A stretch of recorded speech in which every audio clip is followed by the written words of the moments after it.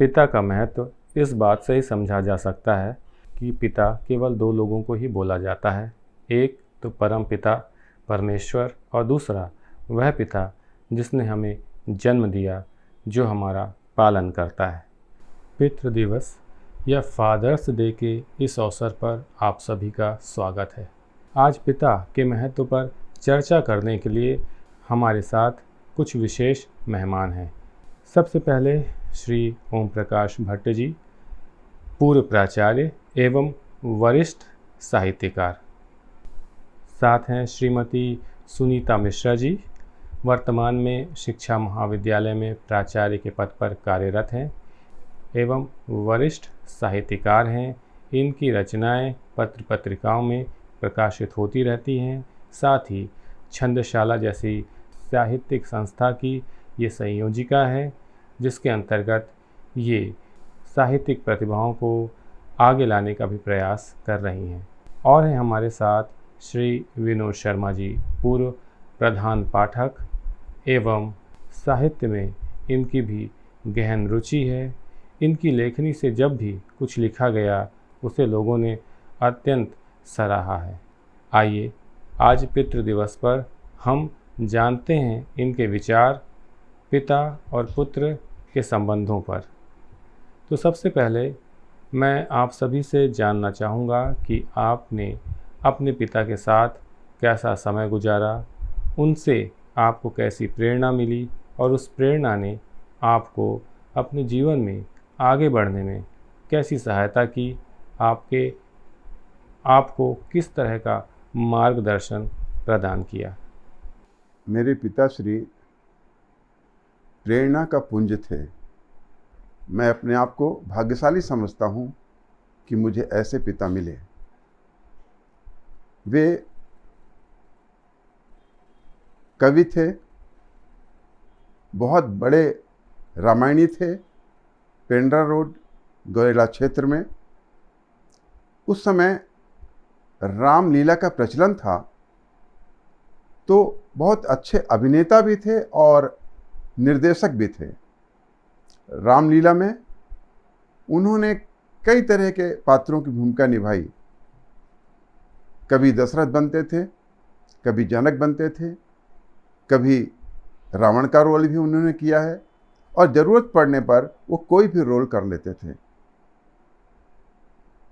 कवि भी थे, बहुत अच्छे और निर्भीक वक्ता थे।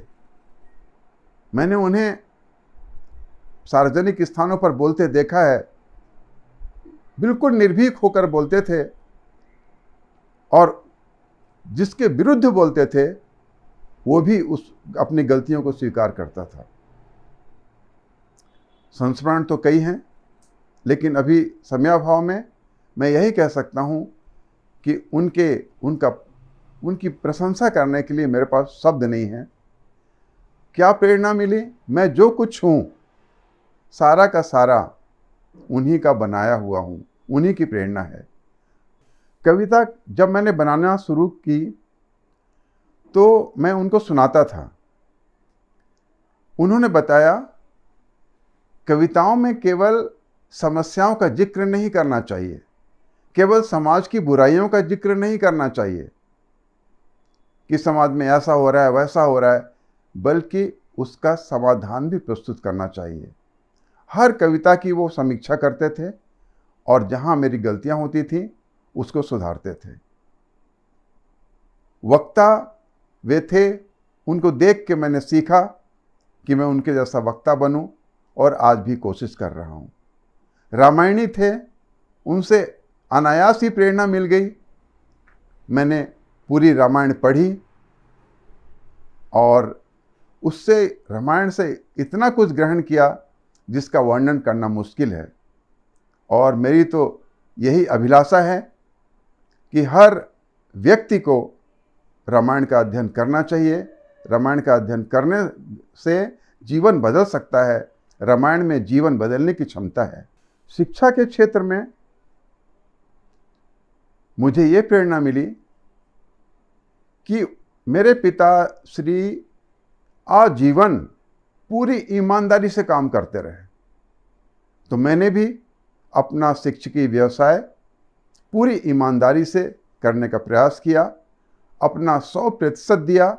जहाँ मैं जितना कर सकता था उसमें कहीं मैंने कसर नहीं छोड़ी। इसलिए आज भी सेवानिवृत्त होने के बाद मैं सुकून अनुभव करता हूँ कि मैंने अपने शिक्षकी व्यवसाय के दौरान अपने समय का पूरा सदुपयोग किया। आज मुझे ऐसा नहीं सोचना पड़ता कि अरे उस समय मैं ऐसा कर देता तो कितना अच्छा होता। जो कर सकता था मैंने भरपूर किया। जी, इसी बात पर मैं मैडम आपसे भी जानना चाहूँगा कि आपका समय अपने पिता के साथ कैसा गुजरा? आपने उनसे किस तरह की प्रेरणा प्राप्त की? बहुत बहुत धन्यवाद प्रवेश जी, आपने बहुत अच्छा प्रश्न पूछा है। मेरा भी जन्म एक सनातनी हिंदू परिवार, संपन्न और मालगुजार परिवार में हुआ था, जहाँ 5 संतानों में मैं सबसे छोटी थी। तो स्वाभाविक रूप से पिता या मुझे लगता है परिवार का प्यार छोटे बच्चे के लिए बहुत ज़्यादा रहता है, तो उसी लाड़ प्यार में मैं पली हुई थी। पापा मेरे शुद्ध सनातनी हिंदू थे। घर में दोनों टाइम रामचरितमानस का पाठ होता था और घर में जब भोर और संध्या की आरती होती थी तो सभी परिवार वालों का इकट्ठे रहना अनिवार्य था। ऐसे परिवार में मेरा जन्म हुआ जहाँ रामचरितमानस मुझे लगता है बचपन से संस्कार के रूप में पिताजी ने हम संतानों के बीच में रोप दिया था, और वही संस्कार जो हैं मुझे लगता है आज भी हम लोगों के साथ में हैं। तो मैंने बताया कि 5 भाई बहनों में मैं सबसे छोटी थी। तो पिता तो थे ही, मगर बड़े भाई बहन भी माता और पिता के कर्तव्य निर्वहन करते थे। माँ पिताजी ने कभी मुझे डांटा या मारा नहीं, मगर हाँ, बड़े भाई बहन उस कर्तव्य का निर्वहन यदा कदा कर देते थे। तो इस तरह से बचपन बीता। पापा बहुत ही सहज सरल, विनम्र और सेवाभावी थे। मुझे लगता है अहंकार का उनमें रंच मात्र भी उन्हें छू नहीं गया था, क्योंकि 5 गांवों के आधिपत्य उनके अंदर था, मालगुजार परिवार से थे।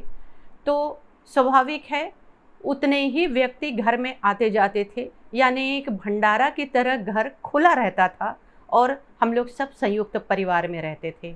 संयुक्त परिवार में रहने का जो सुख है मुझे लगता है मुझे अपने परिवार से ही मिला, और आज भी मैं आपको बताते हुए चलती हूँ कि हमारे परिवार में 50 लोग आज भी साथ में रहते हैं।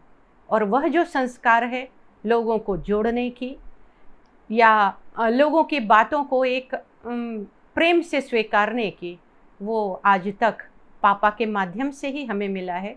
मुझे याद आती है बचपन की वह घटना जब मैं प्राइमरी स्कूल में थी, और प्राइमरी स्कूल में मुझे लगता है 3री या 4थी की बात रही होगी। पेपर में परीक्षा थी, परीक्षा में पूछा गया कि दशहरे के दिन क्या देखना शुभ रहता है। तो मैंने नीलकंठ लिखा और फिर परीक्षा देकर बाहर आई तो मेरी सहेलियां मुझे बोलने लग गईं कि दशहरे के दिन रावण देखना शुभ होता है, नीलकंठ देखना नहीं। मैं थोड़ी सी घबरा गई कि मैंने गलत तो नहीं लिख दिया। घर आई, घर आकर के मैंने पापा को यह बात बताई तो पापा ने कहा कि तुमने जब सही लिखा है तो ये घबराने की बात ही नहीं है। और वो अपने सनातनी हिंदू मान्यताओं पे बहुत गर्व करते थे और मेरी पीठ थपथपा कर उन्होंने बोला कि मेहनत लगन से किसी भी लक्ष्य को प्राप्त किया जा सकता है और सच बोलने में तुम कभी मत डरना। इस तरह की शिक्षा उन्होंने दी। उसके बाद मैंने देखा कि इस बात को वो हर किसी को जो घर में आता था उनको सबको बताने लग गए। उस समय हमारे घर में सुंदरलाल शर्मा जी, संत कवि पवन दीवान और बसंत दीवान पापा के साथ अक्सर बैठे रहते थे। पापा ने उनको भी बताया और मैंने देखा कि ये बताते हुए उनका माथा जो है वह गर्व से ऊंचा हो जाता था। उस प्रेम के प्रति मैं भी आज भी याद करती हूँ तो अभिभूत हो जाती हूँ। और इस तरह से इस पापा के इस तरह के व्यवहार के साथ मेरा जीवन आगे बढ़ता गया। मगर नियति को कुछ और ही मंजूर था। जब मैं 10 वर्ष की थी तभी पापा का हृदयघात से निधन हो गया था। मगर मुझे लगता है, यादें तो बहुत छोटी हैं मेरे साथ में, मगर लगता है कि माँ ने और बड़े भाई बहनों ने जो कुछ भी मुझे बताते थे, उनके किस्सों के रूप में आज भी मेरे अंतस में विद्यमान है। इस तरह से यह जो चीज़ें हैं वो आज तक मुझे प्रेरित करती हैं, और यह बात जो पापा ने मुझे कही वो हमेशा याद रहती है कि मेहनत और समर्पण से किसी भी लक्ष्य को हासिल किया जा सकता है। मुझे लगता है यही मेरी अप्रतिम पूंजी है जो आज तक मेरे साथ में बंधी हुई है। शर्मा सर, आप इस विषय पर क्या कहेंगे? अपने पिता के साथ बिताया हुआ समय और उनसे प्राप्त कोई प्रेरणा जो आपको आज भी आगे बढ़ने के लिए प्रेरित करती है। प्रवेश जी, मैं सबसे पहले ये बताना चाहूँगा कि मेरे पिता का मेरे जीवन में बहुत ज़्यादा प्रभाव रहा है। हर व्यक्ति का कहीं ना कहीं उसके पिता के जीवन से बहुत गहरा नाता होता है, और उसके जीवन का प्रभाव उस व्यक्ति के जीवन में तो पड़ता ही है। मैं अपने पिता के बारे में बताऊं, उसके पहले बताना चाहूँगा कि मेरे पिता की माता जी का देहांत बचपन में हो गया था, 5 साल की उम्र में। तो उस समय बहुत छोटे थे। उसके बाद उनको हॉस्टल जाना पड़ा पढ़ने के लिए। तो हॉस्टल में जो नियम थे, वहाँ पे जो अनुशासन था, उसका उन्होंने पालन किया और वो उनके जीवन में आ गया था। तो जब हमसे वो अपेक्षा करते थे कि तुम भी यानी समय के पाबंद रहो, अपना टाइम टेबल फिक्स करो और दैनिक जीवन में जो आवश्यकता है आपकी, उसको प्राथमिकता से आप करिए, तो निश्चित रूप से उनके जीवन का हमारे अंदर बहुत ज़्यादा प्रभाव पड़ा। सबसे पहली चीज़ ये थी, वो कहीं भी हमको जाना होता था, चाहे स्कूल जाना हो, चाहे किसी अन्य काम से जाना हो, इंटरव्यू में जाना हो, वो हमेशा कहा करते थे कि समय से पहले पहुंच जाओ वहाँ पे। दूसरी चीज़, गणित में उनकी बहुत ज़्यादा रुचि थी, तो हम लोगों से प्रायः वो गणित के प्रश्न पूछते थे और डांटते भी थे। चूँकि वो पुलिस विभाग में रहे हैं तो अनुशासन तो उनके जीवन का अंग रहा है, तो हम लोगों को बिल्कुल उन्होंने अनुशासित ही रखा। अगर हम वर्तमान समय की बात करें तो पिता के कर्तव्यों में, पिता की भूमिका में क्या हम किसी प्रकार का बदलाव देखते हैं? आप सभी का इस पर क्या विचार है? वर्तमान में पिता की जो स्थिति है वो संक्रमण काल से गुजर रही है। पुरानी जो पिता की छवि थी वो डांट फटकार वाली थी। बच्चे पिता से इतना डरते थे कि उनके सामने बात नहीं कर पाते थे। अगर कुछ कहना भी होता था तो माँ को कहते थे। हालांकि मेरे पिता ऐसे नहीं थे। मेरे पिता ने कभी मेरे ऊपर हाथ नहीं उठाया और कभी डांट भी नहीं लगाई, परंतु बहुत पुरानी जो छवि है पिता की वो इसी तरह की डांट फटकार वाली। पर आज पिता की छवि बदल रही है। पिता का व्यवहार बच्चों के प्रति मित्रतावत हो रहा है, और एक आजकल माता और पिता दोनों व्यवसाय में लगे रहते हैं। तो पिता ने कुछ जो माँ का कर्तव्य था वो भी निभाना शुरू कर दिया है। पिता बच्चों को तैयार कर लेते हैं, नहला धुला देते हैं, कपड़े बदल देते हैं, स्कूल ले जाते हैं। इस तरह पिता के व्यवहार में इस समय परिवर्तन आना शुरू हो रहा है। पिता के कर्तव्य, मुझे लगता है समाज की अवधारणा या समाज का ढांचा ही मुझे पूरी तरह परिवर्तित लग रहा है। तो स्वाभाविक है, जब संयुक्त परिवार से हम एकाकी परिवार में आ जाते हैं तो जिम्मेदारियां या कर्तव्य जो हैं वह भी बंट जाते हैं। आज इसी तरह का माहौल है। एकाकी परिवार में पिता की जो भूमिका है वह परिवर्तित हो गई है। पहले पिता ही घर का मुखिया रहते थे और वो जो बात बोलते थे वह पूरे परिवार को मान्य रहता था।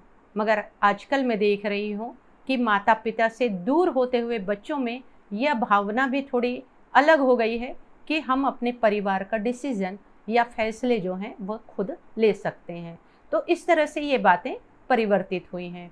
और जब हम देखते हैं बच्चों के साथ पिता का जो कर्तव्य है आज के समय में, मुझे लगता है ज़्यादा खुला हुआ महसूस होता है। पहले के समय में एक अनुशासन की सख्त डोर बच्चों के ऊपर हमेशा डली हुई रहती थी उसके। और पिता जो है वह केवल आर्थिक चीज़ों को निपटाने में ही लगे रहते थे। संयुक्त परिवार रहता था तो स्वाभाविक है घर के बड़े भाई बहन या फिर चाचा बुआ फुआ इस तरह की जिम्मेदारियों को निभा लेते थे, और पिता या घर के पुरुष जो हैं वह घर के बाहर के कामों को करने में अपने को बिजी रखते थे या जिम्मेदारियों का वहन करते थे। आज के समय में एकल परिवार होने से पिता जो है वह भावनात्मक रूप से बच्चों के साथ ज़्यादा जुड़ा हुआ रहता है, ऐसा मुझे लगता है, क्योंकि बच्चों के साथ उसे खेलना भी है, बच्चों की समस्याओं को जानना भी है। और घर में जब माता और पिता दोनों नौकरी करने वाले हो जाते हैं तो फिर पिता भी आधी जिम्मेदारियों का वहन करते हैं, यानी घर की जिम्मेदारी भी उन्हें निभानी है और बाहर की जिम्मेदारी भी उसे निभानी है। तो बच्चों के वह मुझे लगता है पुरातन पिता से आज के पिता ज़्यादा करीब रहते हैं, ये ऐसा मुझे लगता है। और कर्तव्य तो मुझे लगता है जिम्मेदारी और कर्तव्य पिता के जो आदिम काल से थे वो मुझे लगता है आज भी वही है। उन कर्तव्यों को निभाना, एक पिता की छत्र छाया में पलकर बच्चा अपने आप को सुरक्षित महसूस करता है और उस कर्तव्य को आज के पिता भी उतनी ही जिम्मेदारी से वहन कर रहे हैं। समय के अनुसार हर किसी की भूमिका बदलती है, पिता की भी भूमिका बदली हुई है। आज के जो बच्चे हैं थोड़ा सा एडवांस हैं। हमारे समय में पिताजी यदि हमसे नाराज़ होते थे तो एक आध चाटा मार दिया करते थे और एक आध घंटे के बाद हम भूल भी जाते थे। लेकिन वर्तमान परिस्थितियां ऐसी नहीं हैं। बच्चे हाईटेक हो गए हैं। जनरेशन गैप आने की वजह से पिता और पुत्र के बीच के जो संबंध हैं उसमें भी थोड़ा सा बदलाव देखने को मिलता है। यूँ तो हर पिता चाहता है कि उसका बच्चा जो है एक कामयाब व्यक्ति बने, और वो कामयाबी जो खुद पिता ने प्राप्त नहीं की वो चाहता है कि उसके बच्चों के माध्यम से वो प्राप्त करे। तो निश्चित रूप से पिता की भूमिका जो है उसमें थोड़ा सा बदलाव आया है। अब बच्चों में बहुत ज़्यादा अनुशासन दबाव डाल के नहीं किया जा सकता, बल्कि आप बच्चों में जो अनुशासन है उनको प्रेरक और रोचक प्रसंग बता के अपना यानी फ्रेंडली बिहेवियर के माध्यम से आप कर सकते हैं। और समय के अनुसार परिस्थितियां बदलती हैं। पिता और पुत्र के संबंध भी पहले की तुलना में कुछ बदले हैं, लेकिन इसका मतलब ये नहीं कि पिता और पुत्र अलग हो गए। यूँ तो पुराने लोग कहते हैं कि जब पिता का जूता पुत्र के पैर में आने लगे तो पिता को अपने पुत्र को पुत्र नहीं बल्कि एक दोस्त मानना चाहिए। दोस्त मानने लगे इसका मतलब ये नहीं कि पुत्र पिता का दोस्त हो गया। उनके बीच में एक डिस्टेंस होता है, एक मर्यादा होती है, और एक जो हमारी सांस्कृतिक परंपरा है, हाँ, इसका पुत्र को ध्यान रखना चाहिए। बच्चों की परवरिश पिता की एक महत्वपूर्ण जिम्मेदारी है। आज क्या आपको लगता है कि बच्चों को अच्छी परवरिश दी जा रही है, और यदि नहीं तो क्या इसमें किसी प्रकार के सुझाव, किसी प्रकार के सुधार की गुंजाइश आप देखते हैं? आप किस तरह का सुझाव देना चाहेंगे? बहुत अच्छा प्रश्न किया आपने। आज के पिता बच्चों को अच्छी परवरिश देने का प्रयास कर रहे हैं। अच्छे स्कूलों में भेज रहे हैं, अच्छे कपड़े दे रहे हैं, अच्छा भोजन दे रहे हैं, लेकिन केवल रोटी, कपड़ा, मकान, शिक्षा, चिकित्सा, मनोरंजन इतना ही देना पिता का काम नहीं है। इससे आगे बढ़कर पिता का कर्तव्य है बच्चों को अच्छे संस्कार देना और अपने आचरण से बच्चों को नैतिक मूल्य सिखाना। इसकी कमी आज के समाज में दिखती है। ये पिता नहीं दे पा रहे हैं। बच्चों के अच्छी परवरिश के लिए मुझे तो सबसे पहला एक जो रहता है, मैं भी कॉलेज में पढ़ाती हूँ, तो मुझे लगता है बच्चों में सोशल मीडिया का प्रचार प्रसार आजकल बहुत ज़्यादा है। तो एक पिता होने के नाते भी पिता को कब क्या देखना है इसका भी निर्धारण कर देना चाहिए, तभी वह बच्चों को आगे उनके जिस तरह से सोशल मीडिया का टाइम रखेंगे उसी तरह से भाई पारंपरिक अपने चीज़ों को बताना, अपने धर्म को बताना, अपने संस्कारों की तरफ आकृष्ट करना, ये चीज़ें भी पिता को उन नियमों के तहत उसकी दैनिक दिनचर्या में लाना होगा, मुझे ये लगता है।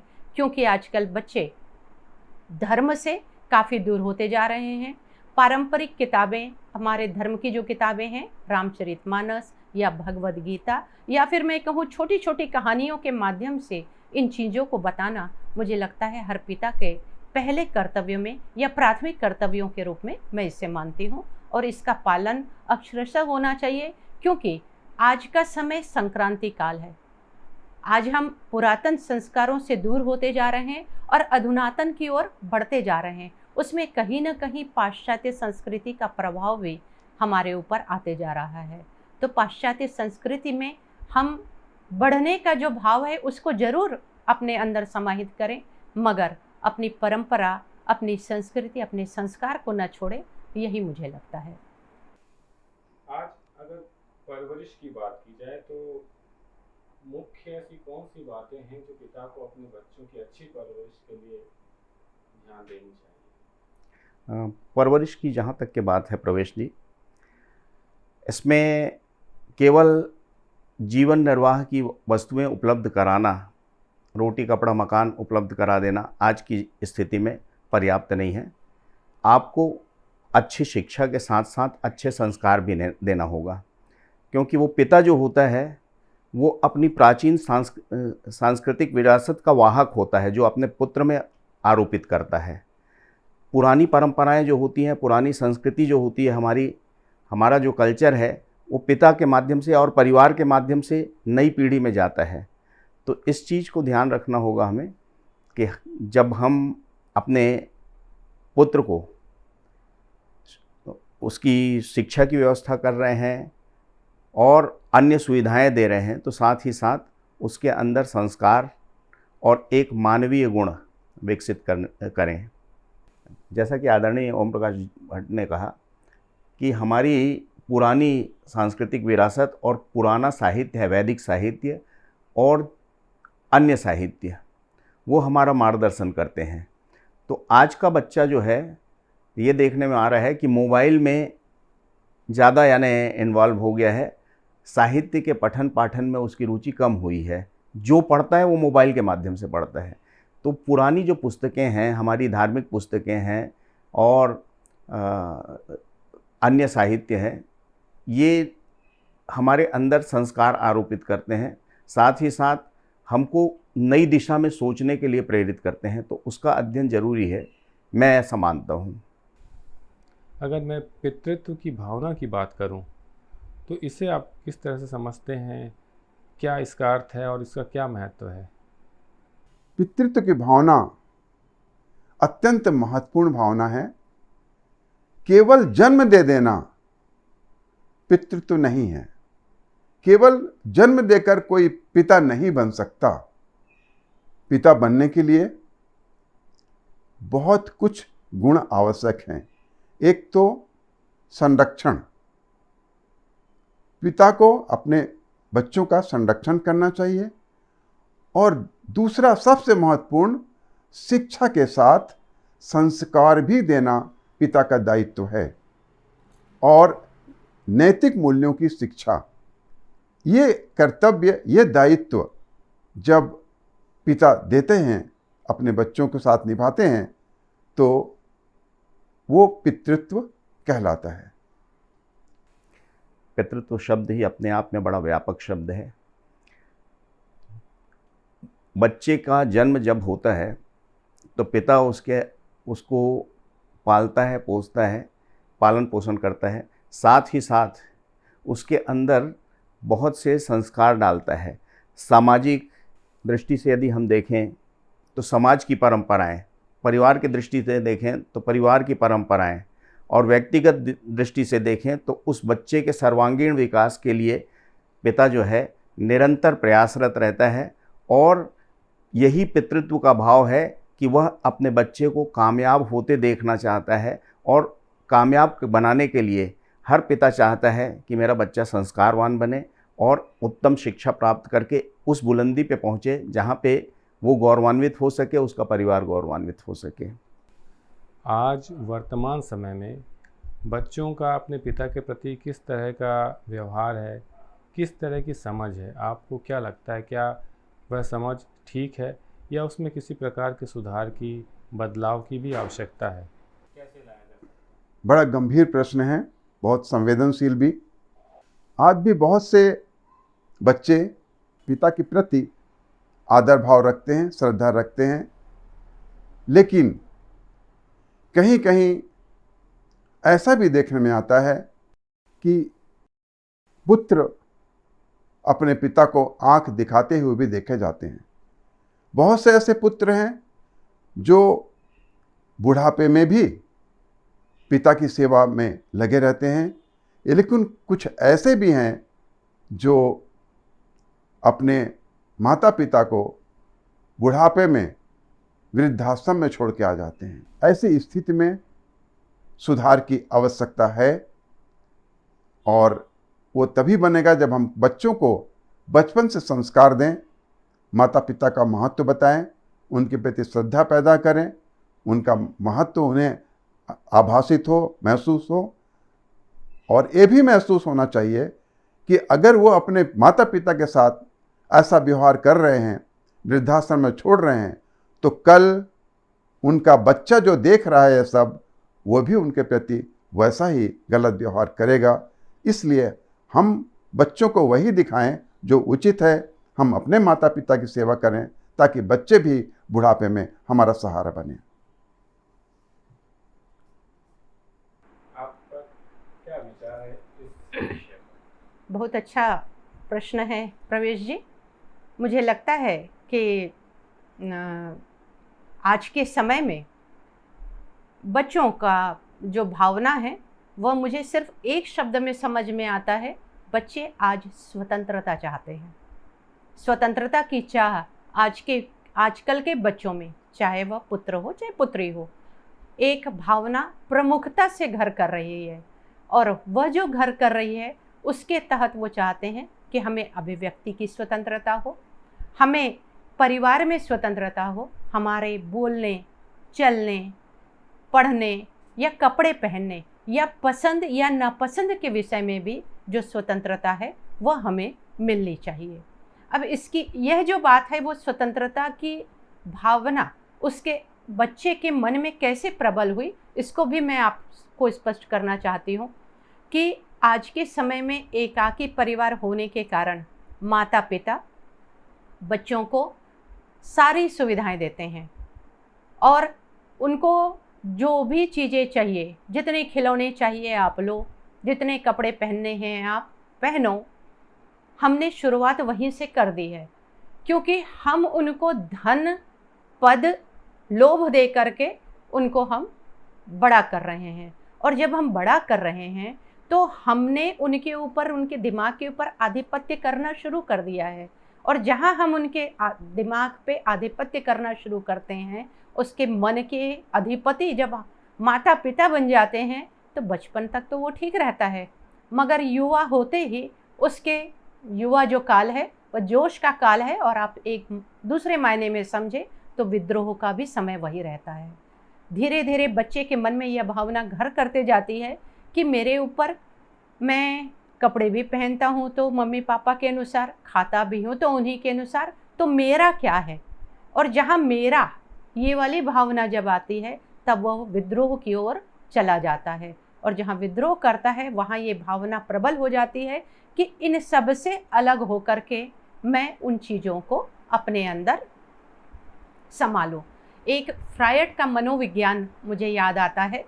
फ्रायड और उनकी पत्नी एक बार किसी उद्यान में गए और उद्यान में जाने के बाद उन्होंने देखा, लौटने लगे, तब उन्हें लगा कि उनका बच्चा उनके साथ में नहीं है।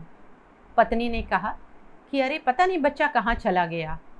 फ्रायड ने पूछे कि भाई तुमने उसको किस चीज़ के लिए मना किया है, ये बताओ मुझे। पत्नी ने कहा, मैंने उसे फव्वारे के पास जाने के लिए मना किया था। फ्रायड घर से वापस गए और जा कर के देखे तो फव्वारे में ही बच्चा मस्ती करता हुआ पाया गया। यानी जिस चीज़ के लिए हम मना करते हैं वो उस चीज़ों के ओर बच्चों का बाल मन वह आकर्षित होता है कि हमने किस चीज़ के लिए मना किया है, और उससे वह उस चीज़ों को चाहने के लिए वह स्वतंत्र होने की प्रयास करता है या छटपटाहट उसके मन पे रहती है। तो इस तरह से बच्चों को स्वतंत्रता देने के मामले में हमें भी सोच विचार करनी चाहिए। उन्हें हम प्यार से दोस्त की तरह जब हम उसे समझाएं तो कुछ चीज़ों को बच्चा समझ सकता है। तो मैं तो यही चाहूँगी कि बच्चों से आजकल दोस्ती का रिश्ता रखना, ताकि उनके हम सब बातों को जान सके और हम उसे दोस्त की तरह समझा सकें, यह आजकल बहुत ज़रूरी है। तो हर पिता को अपने आज के समय में बदलते युग में और भौतिकता की जो अंधाधुंध आंधी चली है, ऐसे भाग दौड़ में अपने बच्चे के साथ कुछ समय बिताना, उनकी चीज़ों को जानना कि वह क्या सोचता है, ये चीज़ें बहुत ज़रूरी हैं। आपने एक कवि की बहुत सुंदर पंक्तियाँ सुनी होंगी, मुझको बहुत प्रिय लगती है। मैं इस अवसर पर उसको उद्धृत करना चाहूँगा कि पिता रोटी है, कपड़ा है, मकान है, पिता नन्हे से परिंदे का बड़ा आसमान है, पिता हैं तो घर में प्रतिपल अनुराग है, पिता हैं तो माँ की चूड़ी, बिंदी और सुहाग हैं, पिता हैं तो हमारे सारे सपने हैं, पिता हैं तो बाजार के सारे खिलौने अपने हैं। Thank you. आज आप सभी ने पितृ दिवस के अवसर पर अपने विचार रखे, आप सभी ने अपना कीमती समय दिया। उम्मीद है आपके विचारों को सुनकर पिता और पुत्र के संबंधों में और प्रगाढ़ता आएगी। पिता पुत्र को और पुत्र अपने पिता को और अच्छे ढंग से समझ सकेंगे और एक अच्छे समाज का निर्माण कर सकेंगे। आप सभी को पितृ दिवस की बहुत बहुत शुभकामनाएं और बहुत बहुत धन्यवाद।